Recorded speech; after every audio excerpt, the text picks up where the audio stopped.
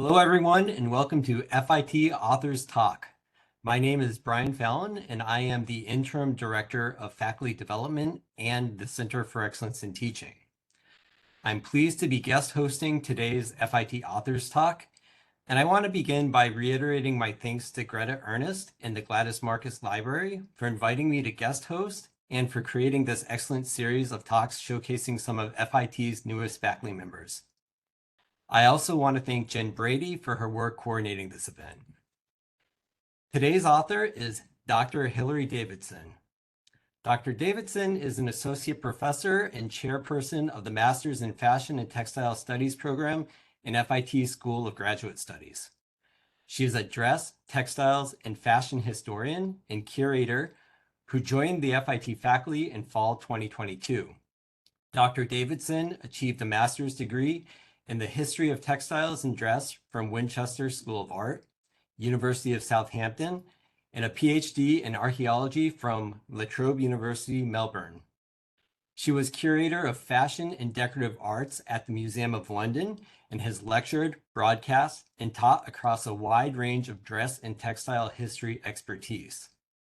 Dr. Davidson is also an honorary associate of the University of Sydney, a consultant in archaeological textiles for the Oxford English Dictionary, and is on the editorial board of Fashion Studies. Her extensive study of British Regency dress is published in her books Dress in the Age of Jane Austen, Regency Fashion, and Jane Austen's Wardrobe, both available through Yale University Press. Dr. Davidson's presentation today is based on her book entitled Dress in the Age of Jane Austen. If you have any questions or comments, I invite you to put them in the chat, and I will be happy to ask them for you at the end of her talk. Now it's my great pleasure to welcome today's speaker, Dr. Hilary Davidson. Thank you so much for that introduction, Brian, and thank you so much to the Gladys Marcus Library at FIT for inviting me to speak. So I want to talk today about my first book, which it's very nice to be able to say is my first book because the second book is coming out in September and I will be giving more details of that at the end. So this is the first book. Can I just check that everyone's seeing the screen clearly? That's all fine. There's no messages in the middle there. It's all good. Great. So this is the first book, and I deliberately call it Dress in the Age of Jane Austen, looking at Regency fashion, because Austen was my way into this period. I had often, as in my work as a dress historian, wanted to pick up what I thought of as the big book of Regency fashion, and it didn't exist, which I found quite strange for a period as incredibly popular and important to cultural history as the Regency period. And so I ended up, much to my surprise, I might add, writing this book. And I want to take you through some of my approaches to research and what I found in the process of doing so. So the thing is, the reason I wanted to look at Austen is because she is inextricably linked with our conceptions of the dressed past in the Regency period, largely through adaptations. The screen adaptations, especially with the revival from sort of 1995, have indelibly shaped our notions of what Regency dress is. As one scholar calls it, Regency England becomes a timeless mythological place called Austenshire, dominated by the flickering light of cinema, which bedazzles audiences with all its bonnets and carriages and parks and starched pinnies and Colin Firth and Alan Rickman striding about in ruffled shirts and shiny boots. And so I started to become very interested in what the reality was like, because I felt like the Regency period was one that attracted a lot more mythologies as well and a lot more ideas about clothing. And I was very interested in what people actually wore and how fashion actually functioned at the time.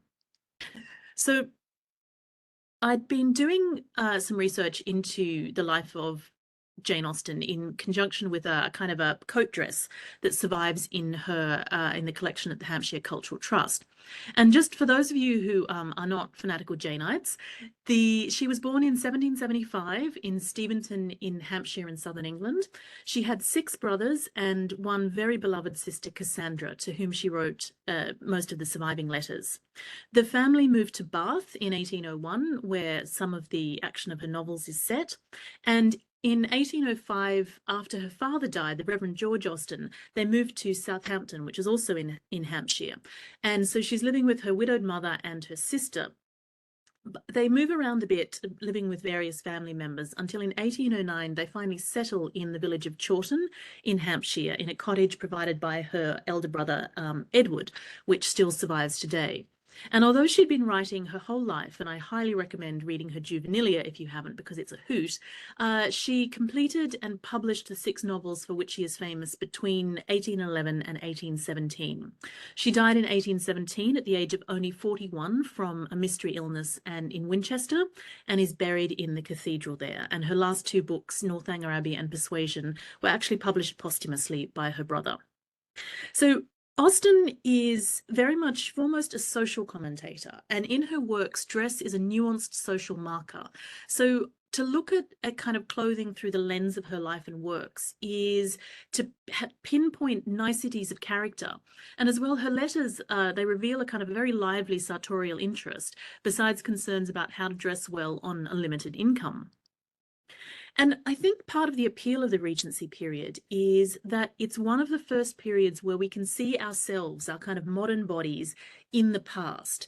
It's stripped of the kind of the excesses of the 18th century in terms of huge skirts and huge hair.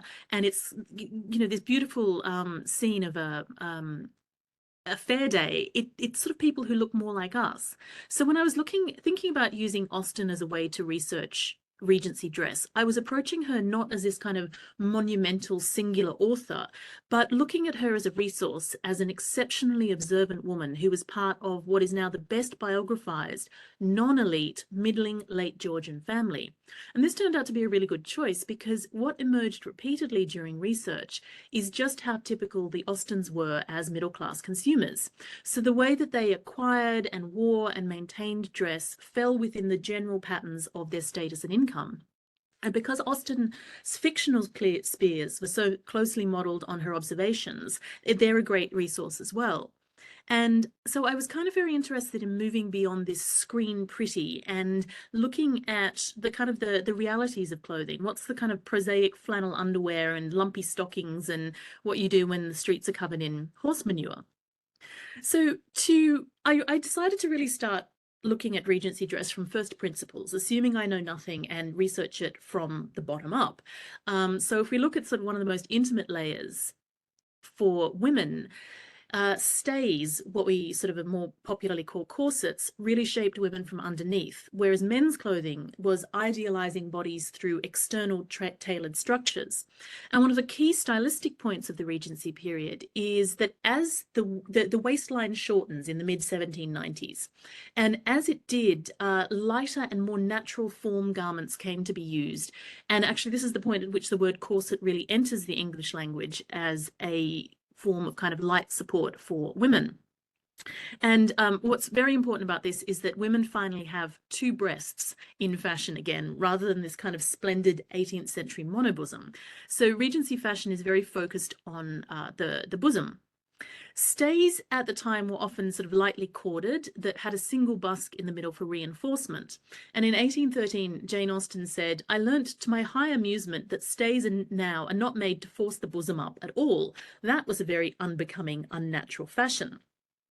There's a sort of an idea that Regency women went without stays or corsets, but often in portraits you can see that even though their nipples are visible and it looks like they're not wearing anything underneath, this lady, for example, has a brooch here pinning her dress to the central structure of a pair of stays. So she's definitely wearing something underneath. It's just giving the illusion that she's not. So I was really digging for what was unusual and unexpected and quite intimate in Regency dress. Those of you who saw the 2020 adaptation of the film Emma, there's a scene where she's warming her bare bottom by the fire that is actually directly taken from this portrait. And this is a detail from a woman taking a shower and getting dressed that shows another kind of pair of stays. So I really want to dig into how ordinary people are wearing clothing. And a theme that kept recurring was how, although this is a period that's often attributed to kind of have the natural body and looking at new ideas of classicism and naturalism, what appeared again and again was the fakery of naturalism. So wigs, for example, were still very popular. It's just that this time they were made to look natural, like this picture of the banker Thomas Coutts and this kind of satire of a lady getting dressed, rather than the sort of the white powdered, very unnatural hair we associate with the 18th century. So a lot of what Regency dress is doing is hiding and creating the illusion of a natural body, but everyone's still faking it, which I really love. And as someone who sews, I was very interested in how needlework filled women's lives in the age of Jane Austen, and the role of sewing and embroidery and making clothes for women and themselves, their friends, their relations, or supervising employees' work, and how they occupied a large part of gentry women's time. Just to sort of explain that term a little as well, I was looking at really what was kind of the emerging middle classes. It's about 25% of the British population at this time, above the rural labouring working classes and below the elite aristocracy that, again, often gets sort of more attention. The kind of the professional classes and the landowners, like Austen's family was. So things like industrious Jenny here, who's making a pelisse. I also love this detail of the fact that she hasn't curled her hair, and so she's got a sort of straight bangs at the front there without all of the presentation for sort of show. And these lovely girls who've got their sewing basket in the drawing room along with their pianoforte as a form of accomplishment. And really this sort of sense of sewing, it suffuses women's lives and was an important part of not only skills but sociability in Austen's day. And just pop back to that one. So I also really wanted to think about the way we take sewing skills for granted and the skills that are involved in making clothes as well. And look at it. I think there's also one of the things that we tend to look back at, one of the lenses through which we tend to look at sewing in the past now is what I think of as the stomping her hair trope, where the heroine in a modern novel goes, I don't want to do embroidery, it's really boring, I'm going to go and learn to ride a horse or go to sea or learn the sword or something. And so we undervalue the skill that was involved in needlework, and also how working at home provided women with opportunities for sociability and reflection and distraction. And it was a way that women came together to work. And I also want to highlight the incredible technical skill that's involved. Anyone who sews will, I hope, share my appreciation of the fact that this line here is an inch. And so that is a quarter of an inch. And this stitching line here, which is just on a plain man's shirt underneath everything else, is 50 stitches per inch, which is 20 stitches per centimeter. That's kind of finer than most modern sewing machines can sew. But there's also an important thing about needlework in the Age of Austen is that the solitary sewing, or the kind of giving your hands something to do, gave time for reflection and consolation, a kind of private mental space to mull things over. And so I wanted to point out too that the long hours that Jane Austen spent over her needlework appear to have fueled rather than hampered her writing. So Jane Austen herself was a very good sewer. And this picture here is a detail of the satin stitch initials and wreath that she did on a handkerchief for her sister. This is a needle case that she made for a friend, and this is her incredibly fine and delicate writing. And you can see this same hand throughout, and she didn't see any sort of difference in creation.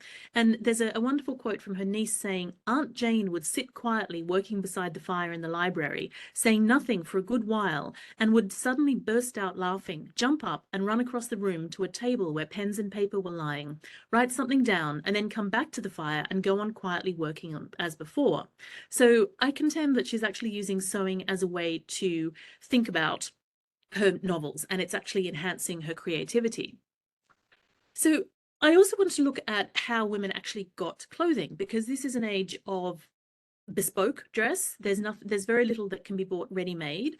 So while we have some images of dressmakers, it's quite a new term at this point, taking over from mantua makers, I also sought bills on that really broke down the making process and how making a dress, but lining a dress or trimming it and all the ribbons were all costed separately by the maker. I dug into account books. This is the account book of Mrs. Mary Topham, who was a widow who lived in London and died in about 1825. And she left this this unlabeled, unnamed notebook in which is now in the collection of Chawton House Library. And I managed to kind of piece together who it was from a couple of entries within it. But you can see that she's buying a patent net shirt, a bandbox, 2 pairs of walking black shoes. And so I was looking at how Regency consumers are actually buying their clothing.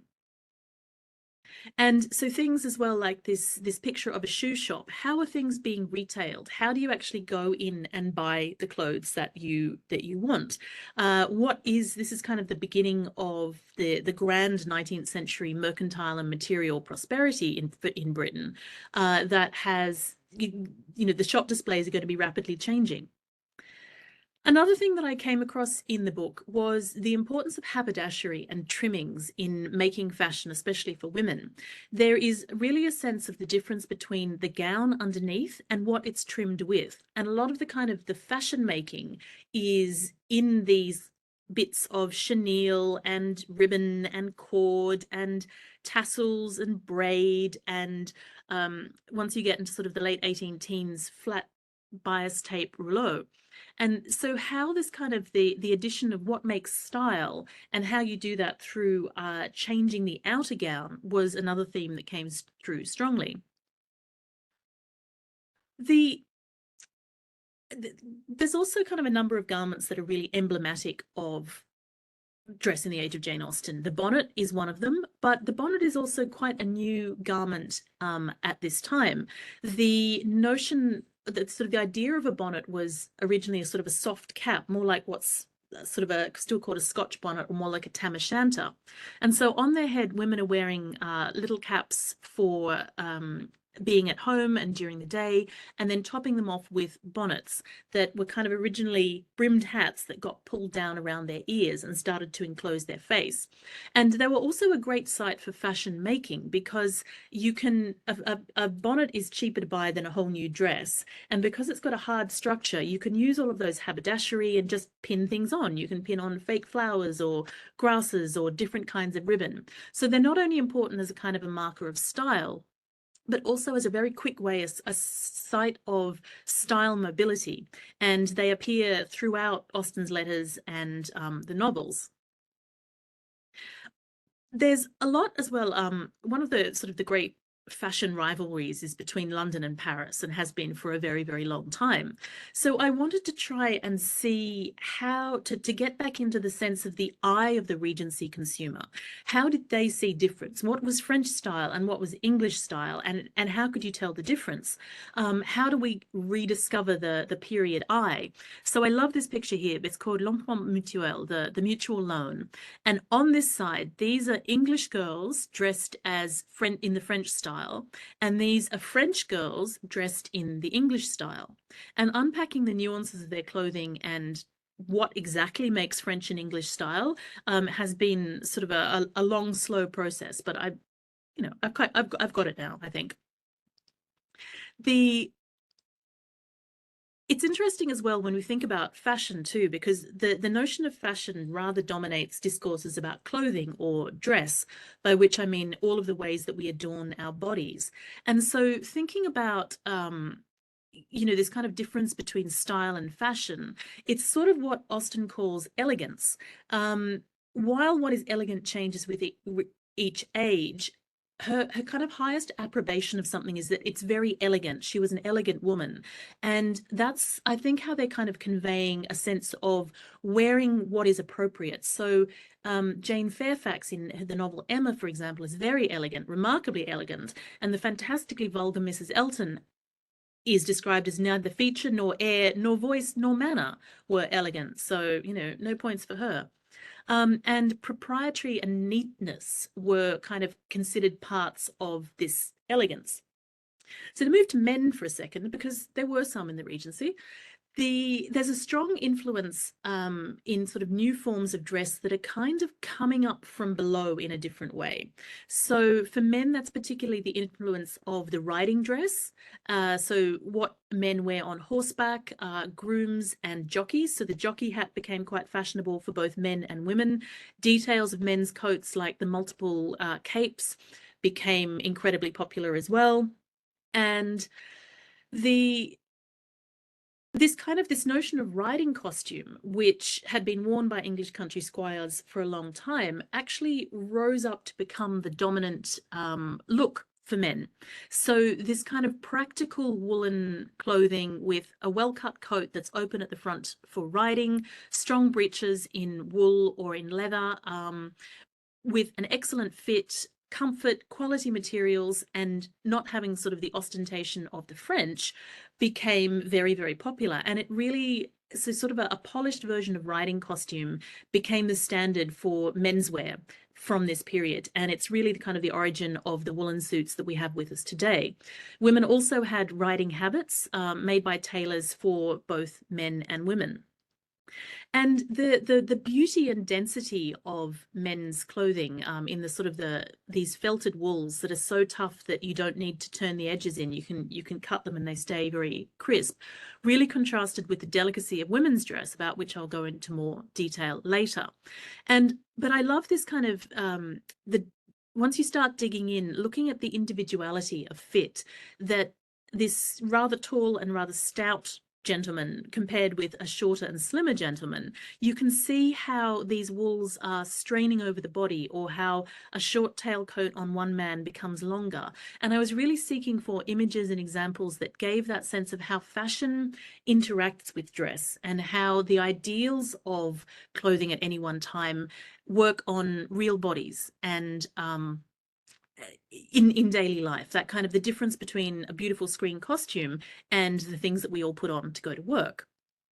So there's also a sense of kind of a new mobility in the Regency period. Things are moving faster, roads are being improved, there's better speed of print media. So these kind of thicker or woolen versions of normal garments, they're great for traveling. And then you get these lovely images of the London stagecoach showing you what people wear to travel in. And it's these kind of like daily concerns that I was most interested in sort of digging into. How did the Regency middle classes live their day-to-day life? What kind of people would Jane Austen have seen around her as she went through her world?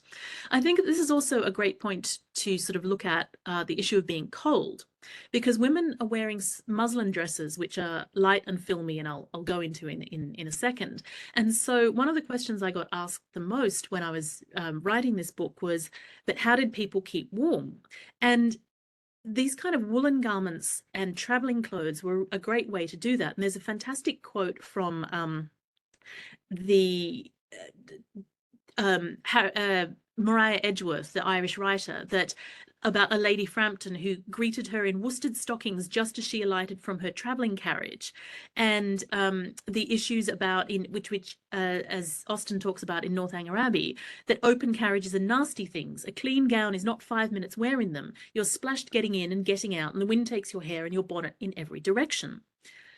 And this kind of the riding habits shown here in wool, and these warm clothes like a fur tippet and muff, Mariah Edgeworth also gives a great example of just how many clothes you could be wearing to keep warm when she was in an open carriage in northern England in November, which is very, very cold.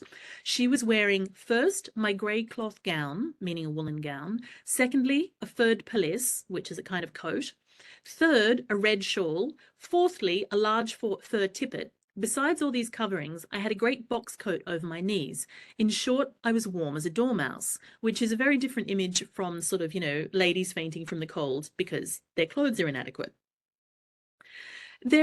I was interested as well in what made distinctive English fashions. These red cloaks, which I know appear a lot in colonial America as well. The visitors to Britain from the continent saw these as a peculiarly English fashion. And what was nice about these was they were worn at all social levels. So you can see this watercolor done by a lady of her family trying to get through the mud on the road and with these bright scarlet cloaks on. And this kind of quirkier, more everyday, more personal approach also led me to the wonders of flannel underwear. So we kind of perhaps more familiar with flannel in its cotton imitation now called flannelette, but I started pulling the thread of flannel clothing. There's a famous part in Sense and Sensibility where Marianne Dashwood, who is aged 19, encounters Colonel Brandon, aged 37, who is going to be her future husband. Sorry, it's not spoilers, I think. And she thinks he's just incredibly old and decrepit. And one of the things that makes him so is that he wore flannel waistcoats. And this is what a flannel waistcoat looked like. So it's a kind of like a woolen knitted fabric, sometimes with a sort of fluffy lining, almost like polar fleece or thermals now. And once I started looking into it, flannel clothing appeared everywhere for both men and women, this kind of flannel underwear. So this is a beautiful picture called A Visit from Dr. Flannel, or A Hint to the Ladies. And so this is Dr. Flannel saying, look, lady, you can wear a nice warm petticoat to keep your loins warm. And she's saying, I have no loins, sir, basically get it away from me. This is practical and warm, but not at all fashionable, which I love. And sorry, my slide isn't changing.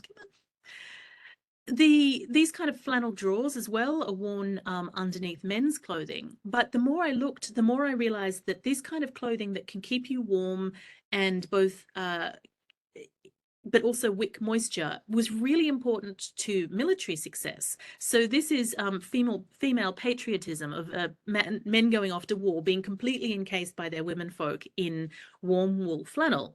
And it's amazing how much this fabric is extolled by doctors and by people with military experience, saying when you go to fight, whether that's at sea or in the tropics or in cold areas, take flannel clothing because it was a really important form of temperature regulation. And so that sense of Marianne Dashwood thinking flannel meant age is also a play on the fact that he is Colonel Brandon. His flannel also means he's a military man, which was a nuance that was probably clear to Austen's readers, but is sort of lost for us today. And the importance of military clothing to fashion in general and to style cannot be overestimated at this period, because what I define as sort of a long regency, the regency itself is only 9 years, from 1811 to 1820, when George III was incapacitated as ruler and his son, the Prince of Wales, became the Prince Regent. But we use it as a summary of this kind of very late 18th, early 19th century period. And for much of that period, Britain was at war with France and the expanding French domains under the campaigns of Napoleon. So we have more and more men being mobilized into the army in the form of militias, as Austen records in Sense and Sensibility, and regiments that are going to the continent to fight. And details of military dress, like the stock that goes around men's necks, the wearing of boots for riding, the use of close, tight trousers that reach the ankle instead of the knee, the impact of kind of red coats, even the high shako hats, they really influenced both men and women's fashion from the late 1790s. So here, for example, the short pelisse, which is so evocative of Regency fashion, is actually a loan into female wardrobes. And this kind of the braiding on it, it's coming from men's clothing. And the Spencer, in fact, was a men's jacket, first of all. That it seems to have been invented by Charles Spencer, the brother of the fourth Duke of Marlborough, who betted some friends that he could sport a fashion the most useless and ridiculous that could be conceived, and that it should be universally adopted. But I think one of the things that I love to discover while researching this book is that for a garment that is so emblematic of Regency women's fashion, it turns out that Charles Spencer, who invented the Spencer, was actually the colonel of Henry Austen, Jane's brother, and a great friend of his. So the woman who so defined the Regency period through her work is her family knew the man who sort of invented one of the defining Regency garments, and I love that. So other ways that the military influenced men's dress was in pantaloons and tight trousers. So before this, pretty much all middle-class men's trousers, leg wear, shall we say, were breeches that ended at the knee. And what we start to get is the rise of pantaloons, which are like tight trousers that go all the way to the ankle. And that's as opposed to trousers that are looser and go all the way to the ankle. So they were often made of soft chamois leather, but also knit fabrics. So they're kind of fitting like leggings. And you can see here, this is the Prince Regent in a hussar's uniform, just how incredibly they fit to the body. You know, men's clothes were absolutely on display. And the splendor of military uniforms was something that, you know, Austen makes clear gladdened the straight female heart. You know, Mrs. Bennet in Pride and Prejudice talks about how she used to like looking at soldiers, and you can see that there's kind of a real body focus on them in a different way. So the use of pantaloons in ordinary fashion, you can see how these elements start to come through. So this is a satirical dandy, and with these incredibly skin-tight trousers and wearing these military boots with spurs and a very, very high jacket. But, you know, clearly he's obviously never fought, and it's an exaggerated version of fashion. But this character here, which was drawn from life, he's still wearing pantaloons and boots, but with a better cut tailcoat and then a more appropriate shorter top hat, and presenting a more elegant silhouette. So again, the individuality of how people wore clothes was a big part of style and how other people around them registered what their identity and what they were projecting. War was also responsible for something called Cossacks, which are men's trousers that have pleats at the top. And these were directly influenced by the Cossack soldiers that accompanied the Tsar of all the Russias in 1814 when he came to celebrate the end of the Napoleonic Wars. It would turn out that, you know, a year later, Napoleon was back for what I like to think of as Napoleon Part 2, The Revenge, but it's still, there was a huge influence on fashion from this slightly premature celebration. And another thing that comes about is really the general adoption of trousers. And this is another of these items that sort of trickles up from the bottom, as it were, because loose-legged trousers as opposed to pantaloons, they'd been worn a lot by working men, by sailors for a long, long time. And with the importance of the Navy alongside the military, the army at this point, say trousers become much more acceptable. So by about 1820, trousers that went all the way to the ankle were the normal middle-class menswear, and that's something that's never really changed since. We've cut them off now and call them shorts, but this change from knee-length garments to ankle-length garments is one of the most enduring impacts of Regency fashion. And the splendor of the Navy was possibly even more important to British politics and what would eventually be global domination with all of the problems that that also brings along. But it was something that was very personal to Jane Austen because she had two brothers in the Navy. Her brothers Frank and Charles, one older, one younger. And so when she writes about the power of the Navy, most particularly in persuasion, she knew that world, and she had all the anxieties of a woman who sent brothers off to sea and you know, was also proud of them in uniform. I love this fellow. There's a bit of an internet crush on Captain Gilbert Heathcote here, who is depicted in his full captain's uniform in 1806, which is the same year that Captain Wentworth in Persuasion was also made captain. So I like to think that this is perhaps what Captain Wentworth looked like. And then there's another example of naval full dress there too. And so this notion of also what happened to British people on the move outside of the British Isles. Although Austen herself never travelled, once you start to look at the global connections of her world and clothing production, it really truly is global.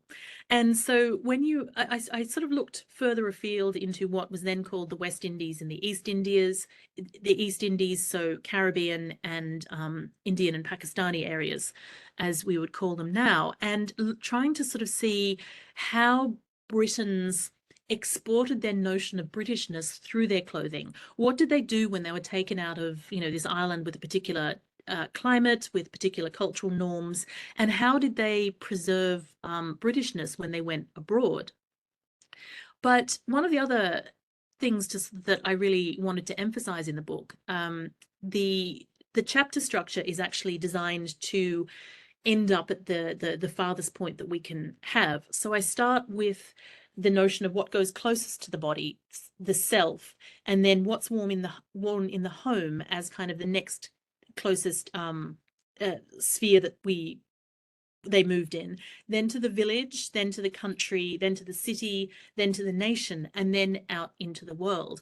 And it's really important to think about how many textile traditions, especially from the East Indies, were brought into Britain and into Europe and normalized and domesticated, and their kind of their origins were lost.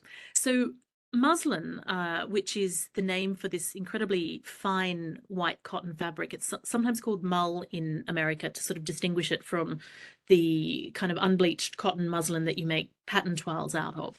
It's really the defining women's fabric for clothing at the time. And it's light, it's washable, it's taking over from silk as a marker of luxury and fine quality, but it is being imported from India. And a lot of what spurs on the Industrial Revolution is British manufacturers trying to compete with this incredible fineness of product that's being imported. So this is a shirt that belonged to Princess Charlotte, who was the heir to the throne until she died of horribly mismanaged childbirth at the age of 21 in 1817. And you can see just how fine, almost barely there, the finest muslins were.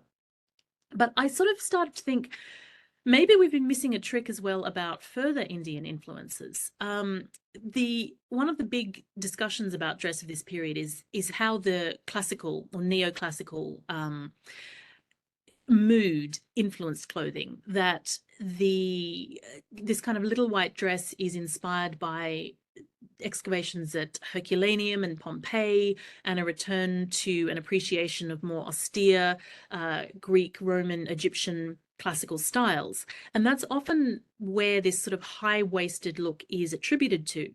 But I sort of wonder really if it's coming from Indian areas as well, that because you've got the fabrics that are making these high-waisted garments in Indian areas, and then they're being imported in. And I think that this needs more research to look at the influence on the clothing itself as well as the fabric.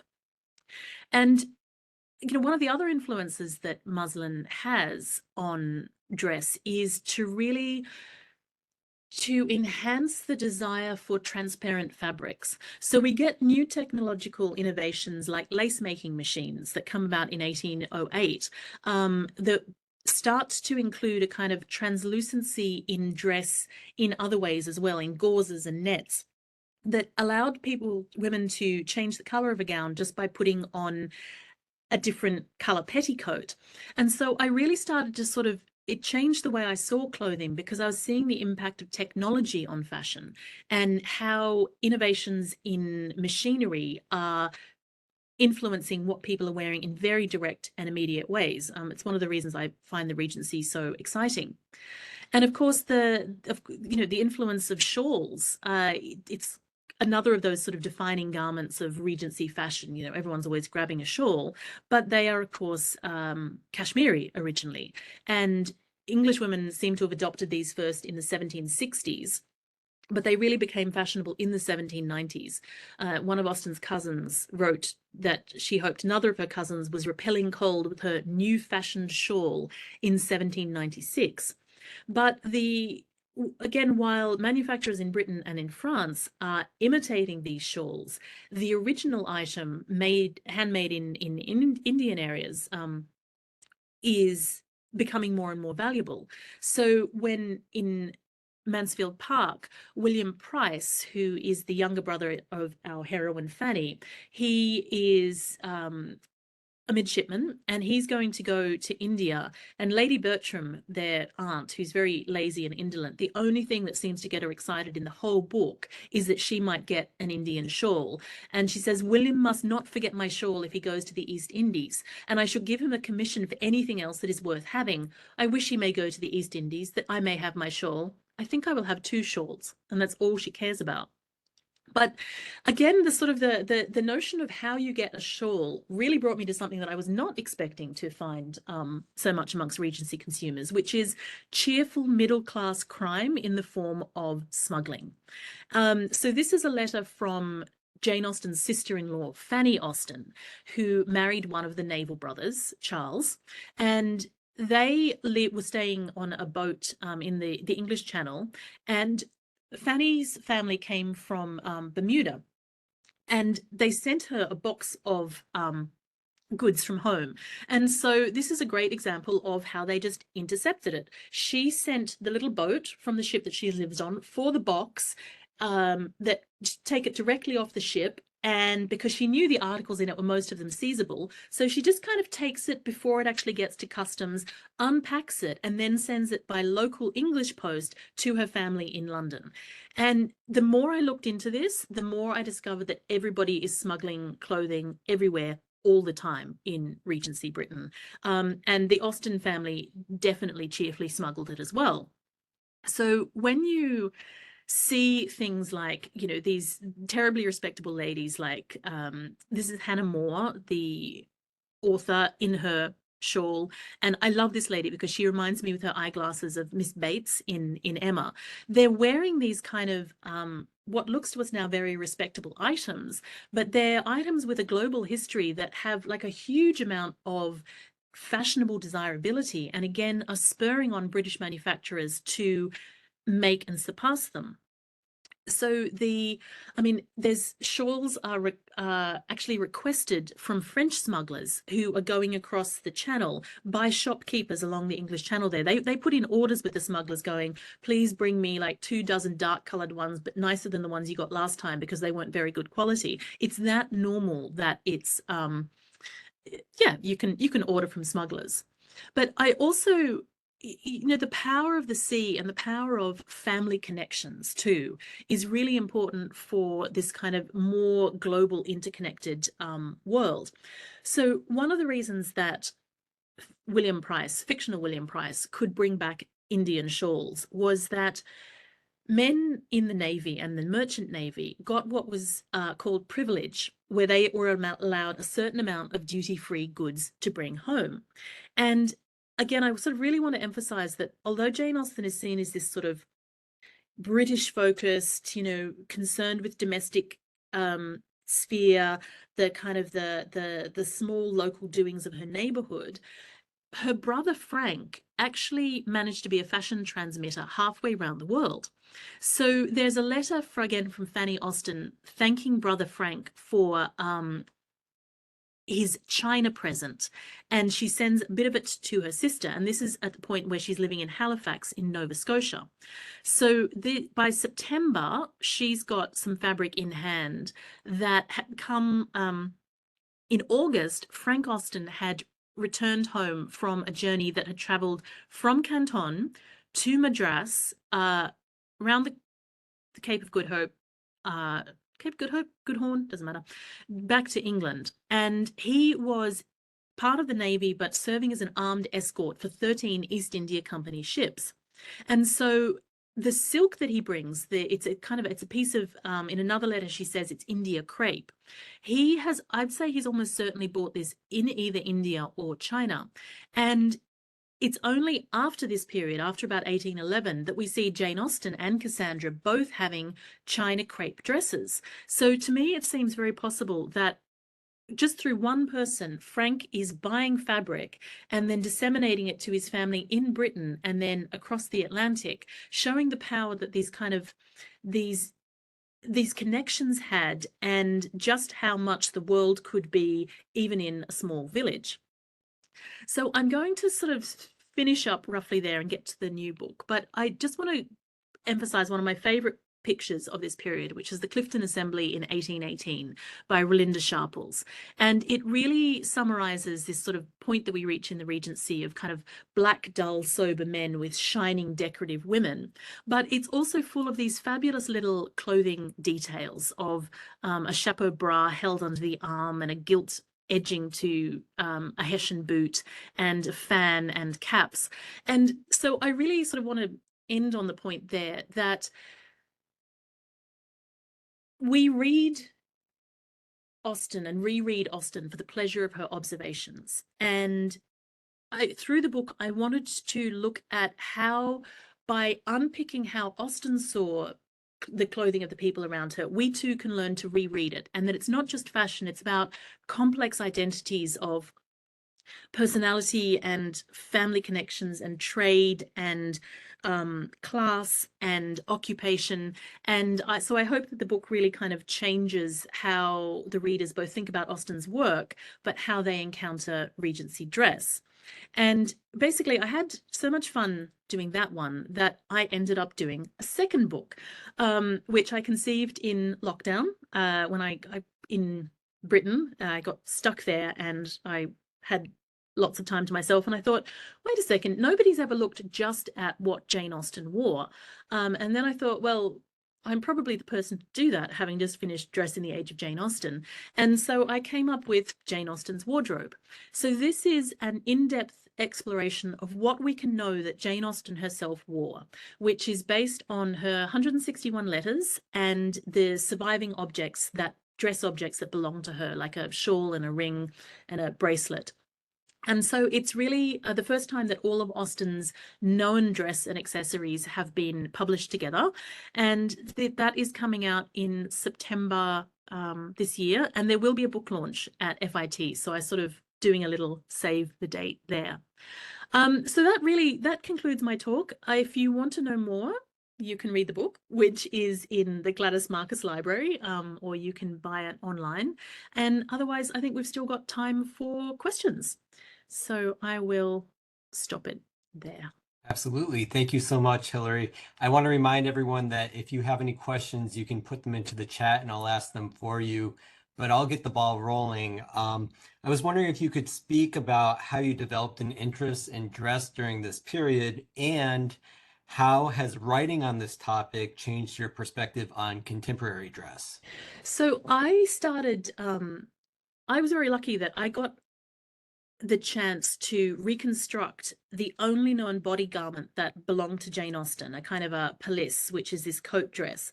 So I was living in Winchester where she was buried, and I got the chance to remake this. And so it started me looking at Regency dress, but particularly through the lens of Jane Austen. And the work I did on that it gave us new information on Austen's physicality and how tall and thin she was. But that's what really made me go, wait a second, why isn't there more of a book on this? So I feel like it was appropriate that because I came to the Regency period, which I'd never had that much of an interest in before, I came to it through Austen. It just made sense to kind of keep looking at it through this very personal, intimate, privileged view that I'd had of her by looking at what this thing that she'd worn. And it's been a very interesting time to have written a book on Regency fashion, given the popularity of Bridgerton and the rise of Regency core as an aesthetic in modern fashion. So it's been fascinating for me to see how people perceive the Regency and what they think of. It's sort of this jumble of like 18th, 19th corsety styles. So it's been fascinating to see people respond in contemporary fashion to screen visions of the past. But it has also really, one, it's made me appreciate the ability to just go and buy clothes off the rack. I mean, there are a lot of clothes on the rack, but when you follow the travails of Regency women having to make decisions about their clothing the whole way through, from the fabric to then how it's cut to then how it's trimmed, I enjoy the relative freedom of modern fashion, but also the inventiveness that Regency women used in changing what they had has made me think more about how we can make fashion now more modular. I think there's a real there's a huge amount of information we can learn from the past about how to make fashion more genuinely sustainable and changeable by looking at what people did when textiles were worth a lot more money, and they were more valuable and valued in culture and society. And so I'm very interested in those connections and what we can learn for the future by looking back. Great. We have a lot of questions coming in. So the first is from Jennifer. What is your favorite piece of Regency fashion? Oh, as in original surviving dress? Do you know, I don't know. I've never thought about that before. I really couldn't say. Good question. I'm going to think about that for later. If you want to find me on social media, and I'll see if I can have an answer. Yeah, I've never thought about it. Thank you. Okay, next is from LJ. Were the muslin fabrics coming from India embroidered there, or were they embroidered in England? Both. So a lot of muslin fabrics were embroidered there.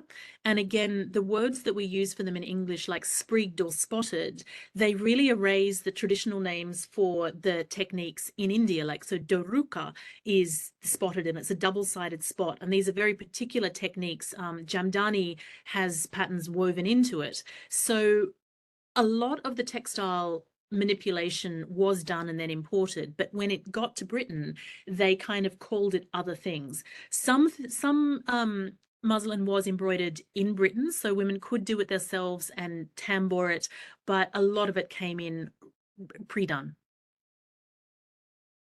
Okay, the next question is from Marianne. Were ladies' stockings made of wool or silk, cotton? Thank you very much. All of them. All of them. All of those things, depending on where you were and what you were doing. So silk was the finest fabric that you could have for stockings. And it had, sheen and pliability. It didn't have as much stretch. We're really used to elasticated fabrics now. So there's always a bit of wrinkling. And then wool stockings were sort of good for every day. And you could also use worsted, which is kind of a bit sturdier. They had linen stockings, which, if anyone finds a reference to thread, that's what it means. If it's thread stockings, means linen stockings. And they did have cotton stockings as well, but something that we underappreciate now is that actually cotton stockings were something of a luxury item. Because they were washable, they were like the next best imitation of silk. So silk was white and pure and shining, and cotton stockings like imitated that sort of density and the whiteness of silk, but you could then also wash them. So they were quite expensive, not as expensive as silk stockings, but not necessarily an everyday item. Women could also wear, and men did this as well. So men are wearing stockings with breeches, and there's records of them putting like a pair of fine wool stockings on first before their silk stockings to stop their leg hairs sticking out, which is really, really sensible. So you could also layer stockings up for warmth as well. Next question is from Katie. What were the general social norms for women's clothing modesty during this time period? It's quite an interesting question, that, because for the regents, for people at the time, they thought a lot of clothing was shockingly naked. Mm. And if you look at the kind of the French fashion leaders like Madame Recamier, they look like they're virtually nude. You see a lot more shoulder, you see a lot more of women's arms than you did. Certainly the bosom is kind of front and center in certain ways. And there was also a lot of complaints about women's backs, that you saw their shoulder blades and it was really ugly. So the comparative nudity was, there's a lot of commentary about it at the time. And a lot of Regency fashion is also about creating this illusion of nudity. So although the sort of muslin dresses are quite thin, you're always wearing petticoats underneath. And if you were a particularly daring fashion leader, there's accounts of wearing pink silk body stockings, but you're still wearing something underneath. Part also of the kind of what was seen as scandalous about some of the clothing was that muslin, especially, it clings to the body. So you could see the outline of a woman's body for the first time in a very long time. You could see that women had hips and legs and all sorts of exciting things. But that's the kind of the fashionable ideal. And I think it's one that's perhaps over promoted by caricatures and satires. For sort of Jane Austen's level, there's a lot of exposure of the décolletage and back, and even more at night. But in the day, they're pretty covered up. And they could still be wearing kind of plain woven cottons that weren't transparent, and woolen dresses and silk dresses. But it became normal and acceptable to really have most of the arm showing up to short sleeves, and then quite deep backs and quite low necklines.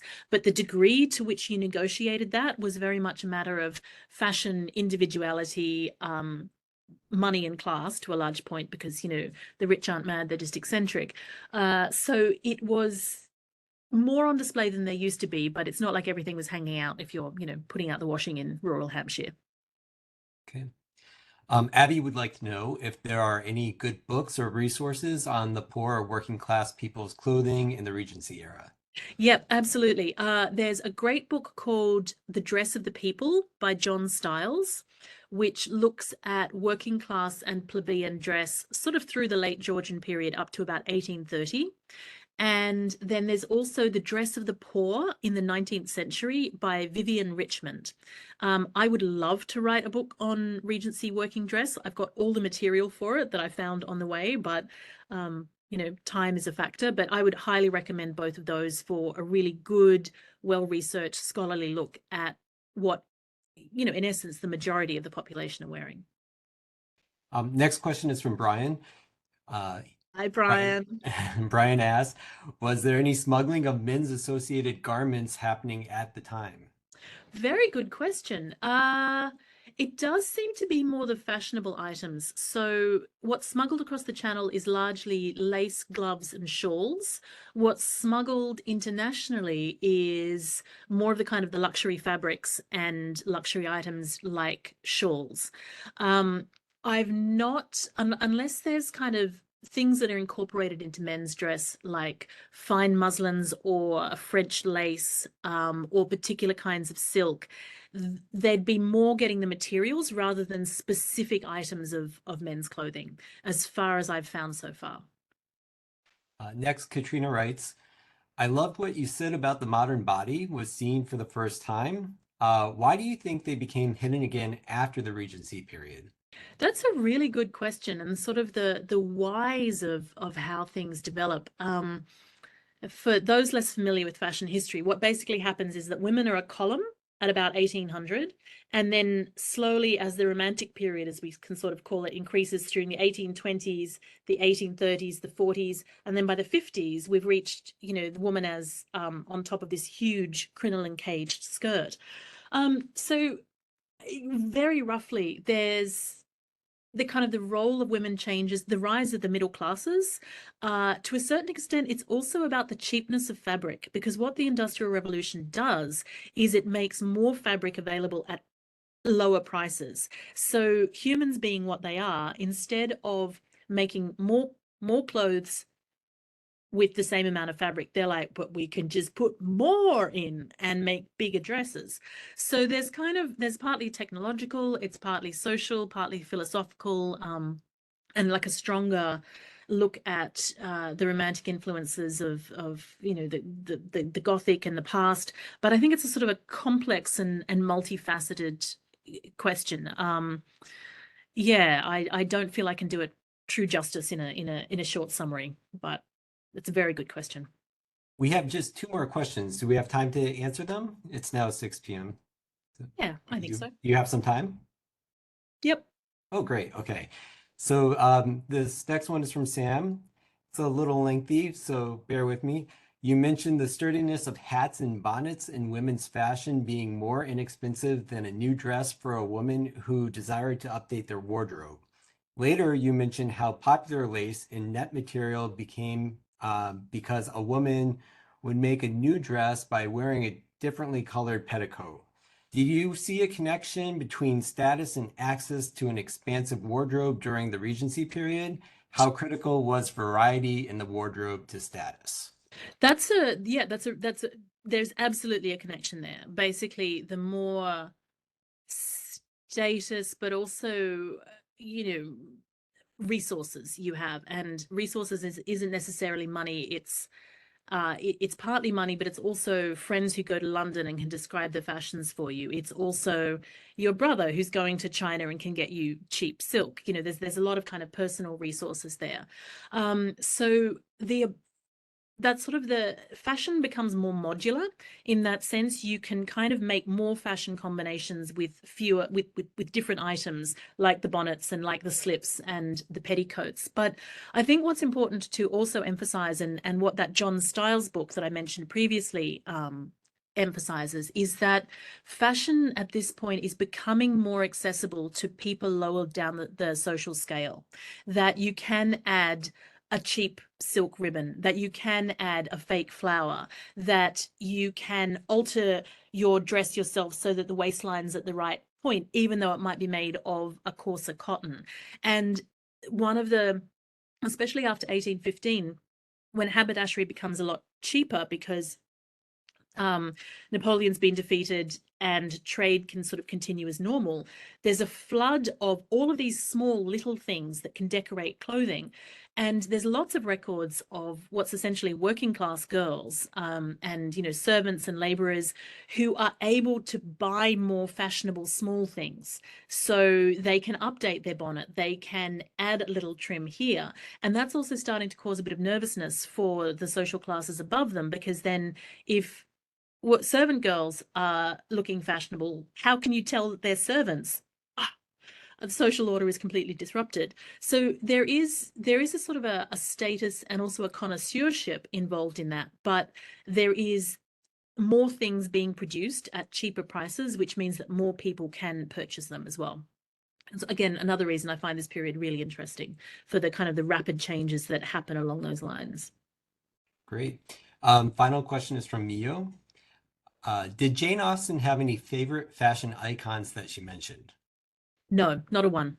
Hmm. She's quite funny about influences. Jane Austen is a hilarious writer, and going through her letters very closely, she can be quite tongue-in-cheek about fashion. So there's a quote about, "I have now finished my black hat, on which all my hopes of happiness depend." And there's another quote where she says, "Oh, I've changed my hat, and it makes me look more like Lady Bridges than ever," which is, all we can hope for these days. And Lady Bridges was an aristocratic woman, known for her style. But because this is Austen, it's quite tongue in cheek. More of her discussion about fashion in her letters is kind of about the logistics of it.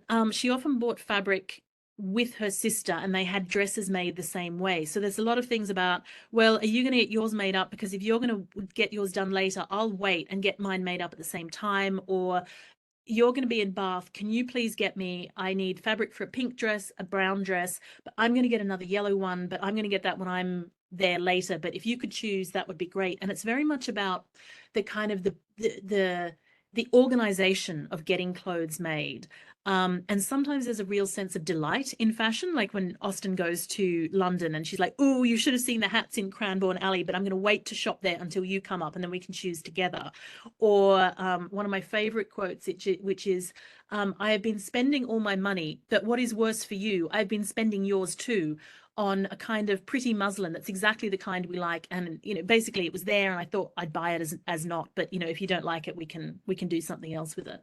So there's this sense of having a collaborator with her sister to think about fashion with and enjoy watching it and kind of bringing it into their wardrobes. But she's not so discursive about following fashion leaders.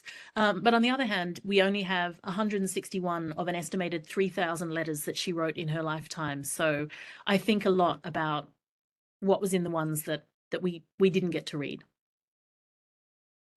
Well, thank you so much. On behalf of the Gladys Marcus Library, I want to thank you for this very fascinating discussion and this presentation, Dr. Davidson. And I want to thank all of you for joining us for FIT Authors Talk. Please take some time to visit the FIT Library website to learn more about this series and to learn more about upcoming events. I hope you all have a good evening and good night. Thank you so much for listening.